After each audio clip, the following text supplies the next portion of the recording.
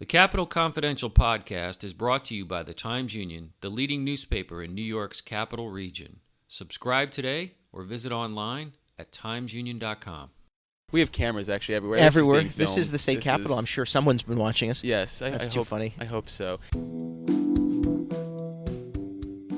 want to deport an undocumented person? Start with me, because I'm an undocumented person. How do we beat him in an election? We will. I'm going to run against him. I wish you would. Dad. I would. There are things in here that are unobjectionable because they're not that effective. So yeah, sure, I'll vote for a distinctive license plate. Sure, why not? Jim, you had your press conference at 4 o'clock. You're having a press conference now? That's You're right. talking? I'm having a press conference. Well, now. is this your space here or is it public? No, it's my space. Oh, this is your Don't space. interrupt. Okay. This is Capital Confidential, and I'm David Lombardo. This episode features a conversation I had on a park bench outside the Capitol with Marc Molinaro, the Dutchess County executive and Republican nominee for governor. We talked about his political ideology, reality television and the West Wing, a campaign trip to Florida, his socks, dialing for dollars, working in a deli, and a lot more if you can believe it. It's a freewheeling interview that reflects my random stream of consciousness and a specific effort to get unguarded human answers from a potential governor.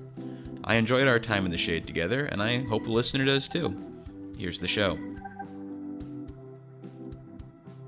You know, where do you fall on the ideological spectrum? Are you a moderate Republican? Are you a conservative Republican? Are you the 21st century Republican? Are you a New York Republican? What are you? I'm a pragmatic Republican. I mean, I'm actually just pragmatic. I mean, What does that mean? What that means is that when there's a problem, I try to find a solution. And if it's my idea and people challenge it to make it better, great. If it's not my idea and other people get credit for the idea, and that's great too. I talk about it often.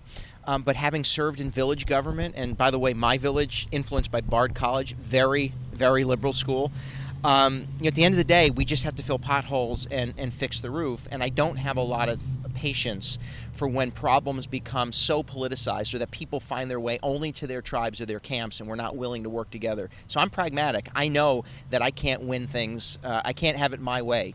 But I do really strive to kind of accept difference of opinions and bring people together to confront them. Are we in a political atmosphere now where people are willing to cross the aisle for a pragmatic Republican? Does a Democrat say, you know, we have this really polarized atmosphere, I got to stick with my side? Or do you think that there's a case to be made where a pragmatic Republican is appealing to them? I guess you got to hope so if you're running in New York. I wouldn't be running for governor if I didn't think there was that chance. I know, the short answer is I don't know. We're going to see in November. I do think that there is a yearning among voters of all political parties for people who will just put aside strict party adherence or adherence to a person and focus on the things important to them. And what I would say to you and anybody else, that's what I've always done. I don't pretend to be something I'm not. I don't believe in shoving ideology down people's throat. I don't believe in dismissing people because they disagree with me. And I don't believe in putting party politics ahead of anything else. I just don't. Were you originally going to run as like Kolb's lieutenant governor or some sort of ticket? What was the plan there? I don't want to, break confidence with Brian, but I will tell you that there was a very serious conversation about him running for governor and me potentially running for lieutenant governor. That was shortly after a very serious conversation that we had about me running for governor and him running for lieutenant governor.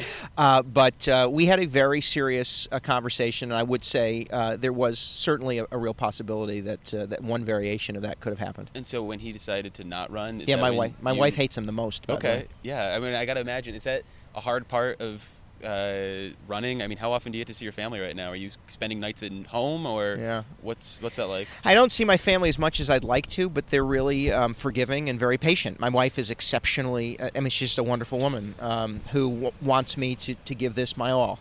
When we decided to run, she said, you got to run to win. But in the same respect, we have a family. I've got a child with disability. I have my 9-year-old plays soccer. I still coach a soccer team.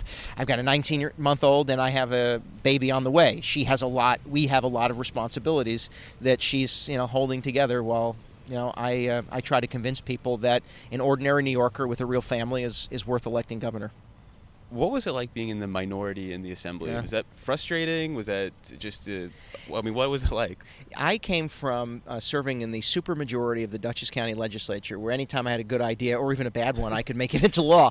It was so educational and fulfilling. I mean this. Fulfilling? Yes, because, listen, if you want your idea to become a law, you need to work at it. It shouldn't just be your right. Join the Democratic Party. No. And I got a lot done. Listen, I worked with Richard Brodsky Okay. to get things done. I worked with Kevin Cale to get things. Carl Hasty and I worked on legislation. Ruben Diaz and I worked on legislation. I actually think, sure, it could be frustrating, but I also got to debate every day, so I got to relieve a little Enjoyed bit. that? The back and forth. And I know that there are Assembly majority members, Democrats, who took that debate and made their ideas better because we challenged them. But no, it's important. See, the thing the governor, I don't want to be terribly political right now, but the thing the governor doesn't get, he's never had to cast a vote in a body of people.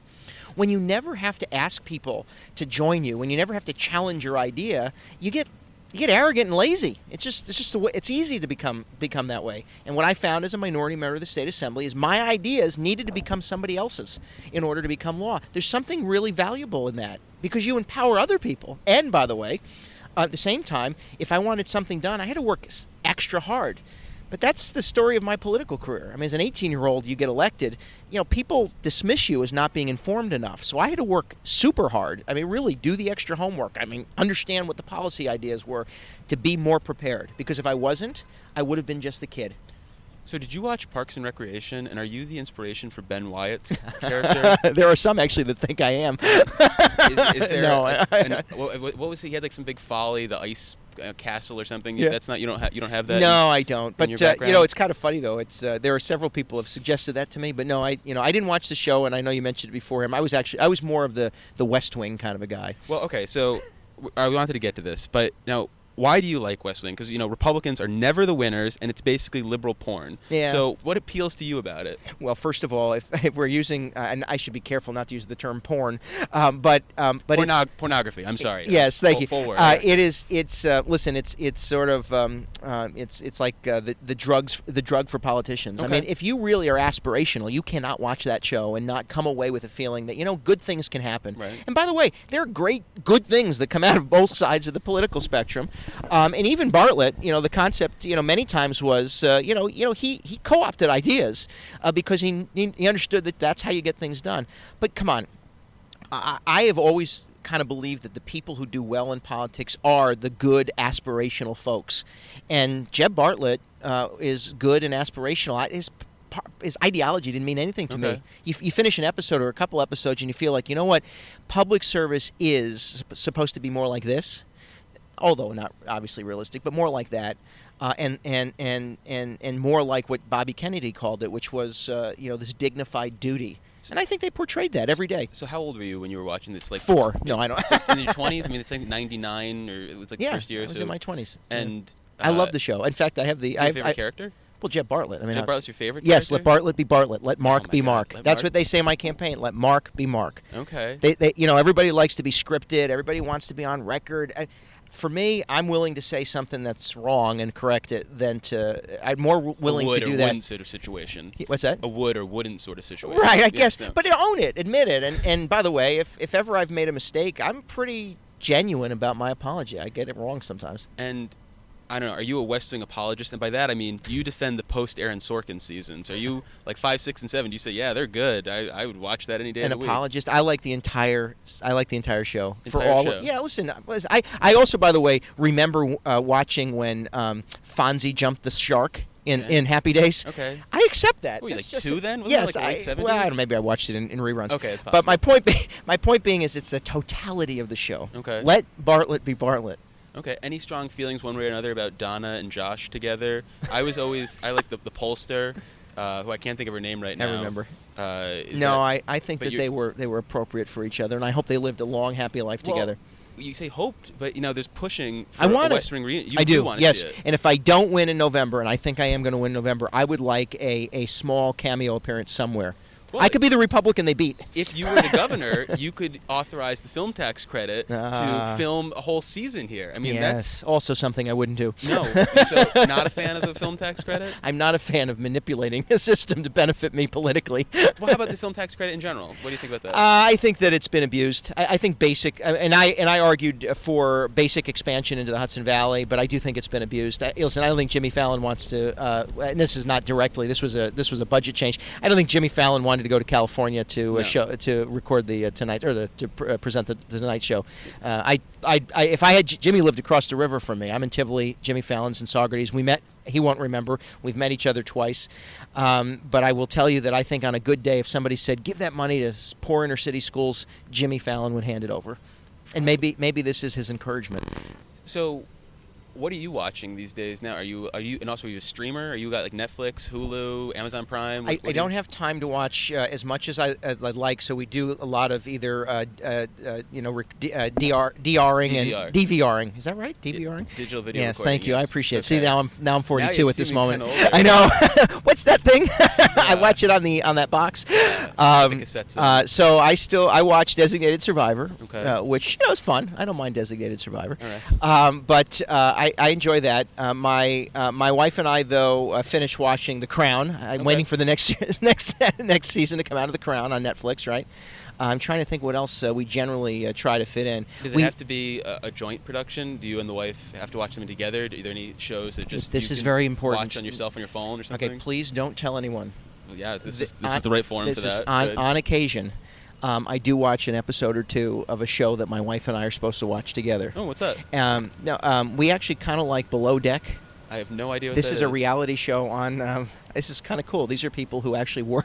You wanted it's below. They work on a boat. I mean, if you want to talk about turning off your brain and just enjoying some weird, wild stuff on TV. Weird, wild stuff. A reality show. Below Deck. So what I do, and don't tell my wife. Is I will from time to time watch it, and then after I'm done watching it, had it been DVR'd, I rewind it. But what I do know is that she can still tell that I watched it. So then do you watch it a second time? Yes. I don't lie, though. If she asks me, I'll say that I watched it. Are you just not paying attention then? You just you're on your computer? I'm trying to see on Twitter what you've said about me. All right, now, do you control your own Twitter account? Multiple people do, but I am on my own Twitter account, and I do often tweet at the horror of my campaign team. And you choose who to follow or like and everything? I do a lot of it, yeah. And when did you join Twitter? Oh, that's a fine question. A long time ago, in a galaxy far, far away. I mean, were you still in the assembly, or? No, I didn't. I don't think I joined Twitter until I became county executive. Yeah, I was thinking more of a Facebook guy, and didn't necessarily understand it. So my wife, by the way, is she actually her profession is has a lot to do with social media, and she'll educate me as to. What does she do? So she does graphic design and marketing and communication. She's now a freelancer, in fact, so she does a little bit of work for But what does she do? She makes sure that my family is totally functional while also maintaining a very professional responsibility. So she's a talented woman. What would you as do most then? women are. So what would you be doing if you weren't in elected office then? Huh. Would you be working for her? Oh no, my wife would never hire me. Hire you? No way. Like clean the floors or something? No, So she would. what would you be doing? I think I'd be teaching. Yeah? I do. I think I'd be teaching. Although these days, you have to talk in sound bites. I don't know if I can commit to 8 hours a day, but no, I do. I've often thought about that. I think I'd be What teaching. would you teach? Oh, government history. So, are we talking high school, college? I feel like high school teaching. I think it's a real challenging job with really good opportunity and the ability to kind of inspire kids to think and learn. And you have a 14-year-old now, right? I do. You'd want to deal with 14-year-olds. No, she's in middle school, and okay, so I would. older? You couldn't pay me enough to teach in middle school. In fact, middle school teachers, all teachers, but middle school teachers should get a pat on the back. Because those kids are going through some stuff. Yeah. I have no idea what you're talking about. Yeah, that's also my wife's territory. Interesting. You mentioned The Crown. Yeah. They're gonna have a whole new cast. I'm very upset. Really? Yep, I love this. I love the cast of The Crown. I'm very upset. Even what's it called, Prince Philip, the Matt Smith character. Yes, you're fine with that? I was. I'm a little bit upset. I should say though, my wife is very excited that Downton Abbey, I think, is coming out. So she's very excited about that. That wasn't your. It wasn't, but if I have nothing else to do between now and November, I might try to catch up so that I can, If nothing pops up. Nothing. It's very, very, Gotcha. There's not much going on in my life. So turning back to what is going on in your life right now, a previous county executive took a stab at the governor. You're a county executive. If someone didn't know a lot, it would kind of look, hey, it's sort of similar on paper. How do you do better than Estorino did in 2014? I don't do that. I mean, Okay. it's I don't even do how will I do better than the governor. I mean, my point is I do it my way. Frank. What's that? Yeah, thank you. I just think at the end of the day, what I hope to portray for people is that I really am an ordinary guy. I mean, I live an ordinary New York life. I have, to the extent that anybody in elected office can live an ordinary New York life. I mean, this morning I wheeled the garbage cans out to to the curb at my house, because that's what you do on Wednesday mornings. I kind of get it. I do, and I really want people to understand that I do care. I care deeply, and especially with those with whom I disagree. I do try to find ways to understand why your perspective, albeit different than mine, is important, and I try to understand that and connect people with differing backgrounds, differing perspectives together to solve problems. I can't say about anybody else how they do it. That's how I govern. It's how I've lived my life, and it's what my mom taught us to do. So you've talked about how you'd use the budget to sort of push certain issues, I think like your accountability measures. How would you get basic legislation through the Assembly Democrats? I mean, Yeah. I don't know if you guys align on a ton of stuff, so how do you work with them? How do you get things through them? You'd be surprised. I mean, first, I don't think using the budget. I don't think you should use the budget as a bludgeoning tool. I do think that in fact, budget items are budget items. Policy items are separate. I think that the Accountability Act that we've proposed, however, has significant budget implications, and I do think it appropriate in that case to use the budget to sort of demand votes. But negotiation and respecting people. I mean, I'm not going to text the speaker and tell him that he's awful for saying something nasty about me. It's okay that we disagree. You're allowed to. I'm not going to say to the president and to the Senate, you must toe my line. And I'm also not going to say that the only people who get to make decisions are three men in a room or three, whomever's in a room. Policy gets made better by engaging people who have real passionate beliefs. And so I want to engage members, rank and file members. I want to reach past leadership if necessary, reach past seniority and majority if necessary, and show respect to the members of the legislature.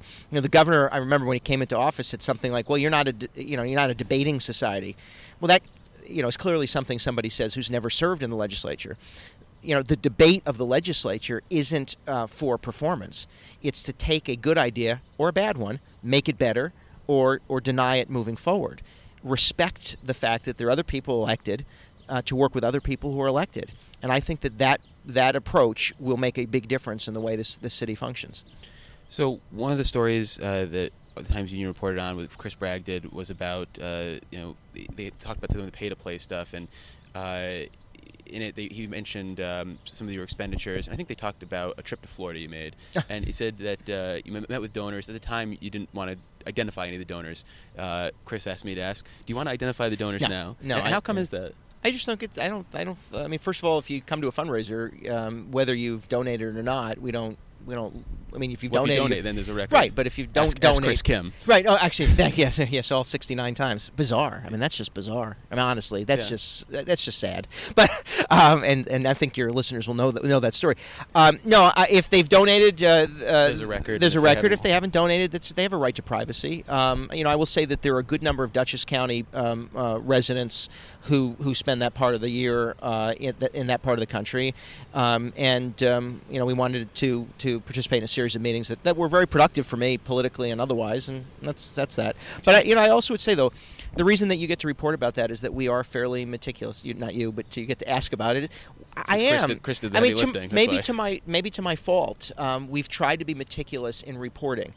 I was up here in the state. We're sitting outside the state capitol, but I was up here at a time where it was okay just to file just your credit card payments. You can, in fact, use the campaign to pay credit cards without identifying what those expenditures are.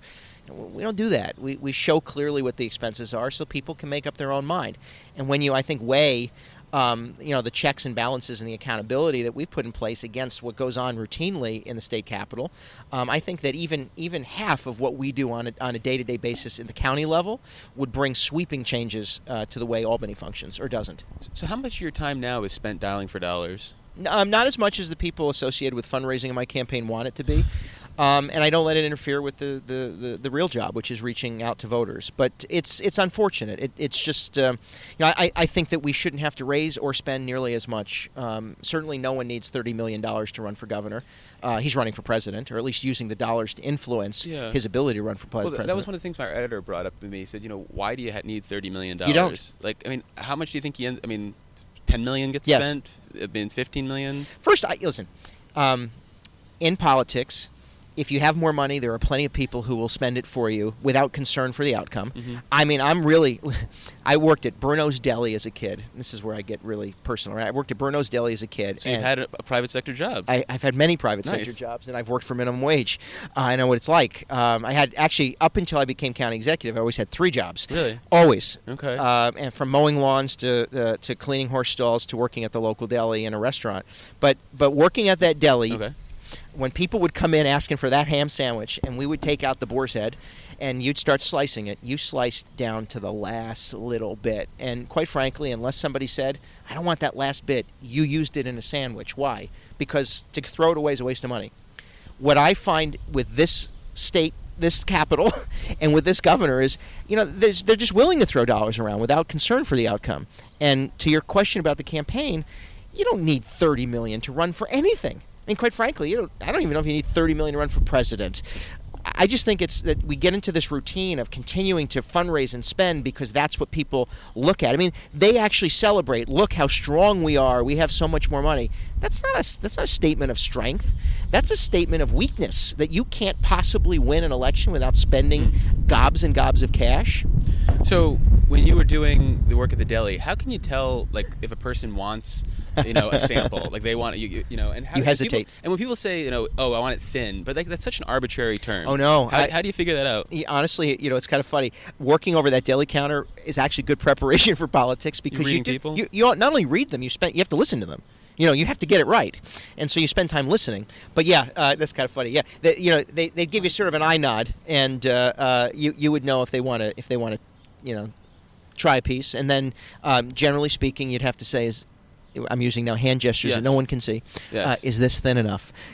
Oh, and by the way, as an 18-year-old or a 16-year-old working at the deli counter, I will admit that from time to time, in particular because I was thinking about running for office, I did often offer, a sample. Oh, jeez. I don't know if that's like an in-kind contribution or something. Doubtful. So you were thinking about running at 16, 18 years old? I mean, obviously you ran at 18, but so you were thinking 16? I was volunteering in Tivoli and the rec committee, and we wanted to make some changes in our park, and it's very limited, right? And we started going to board meetings, and I saw these people who seemed old to me. They were in their 40s, saying, no, we can't do that, no, we can't do that. And I started to think, if these people can make decisions that impact my life, well, then surely I could, because obviously intelligence was not a prerequisite to holding elected office. And I got to know a lot of folks who just said to me, you should think about it. And so when I was done with high school, I started thinking about it. Okay. And are these, what's on the socks? Soccer balls. Because? 2 reasons, very important. And for the listeners at home, he's wearing blue socks that have soccer balls on them. It's true. So I said, my son Jack, who's 9 now, some years ago, only wore like neon colored Nike, Reebok kind of gym kind of clothes. Okay. And he looked at what I wear every day, and he said, Dad, you dress boring. And I said, you're right, because I have a job that, I kind of have to dress boring. I said, but I can't really get away with wearing, bright color stuff. So he and my wife, for Christmas, gave me bright colored socks. And from that moment on, I've been wearing, interesting socks. These, with soccer balls, are a result of the fact that I still coach Jack's travel team. So I coach Jack's soccer team. How do you have the time for that? I make time. It was the one thing listen, there are a lot of people who say, the party came to you and asked you to run. I said, yeah, that's true. Many did. But I said to them, there are certain things that I need to do. And one of them is I needed to finish my son's soccer season, which finished up a couple weeks ago. It'll start up again actually in the fall. Oh, spring and fall. Yep, just the way it is. I need to be able to do that. And that I'm not willing to give up on. So. Okay. So this is a reminder of my son's good taste and the fact that I am responsible to make sure that he becomes a superstar in soccer, because if politics doesn't work out for me, I'm hopeful that I can ride his coattails. And that's our show. My thanks to Marc Molinaro for chatting with me, and a big shout out to Katie Delgado for making it happen. The Capital Confidential podcast is available for download wherever you get podcasts, and you can interact with the show on Twitter, where our handle is TUCapcon. If you're listening to this from an Apple device, please leave us a glowing review on iTunes. It helps other political nerds just like you find the show. Until next time, podcast adjourned.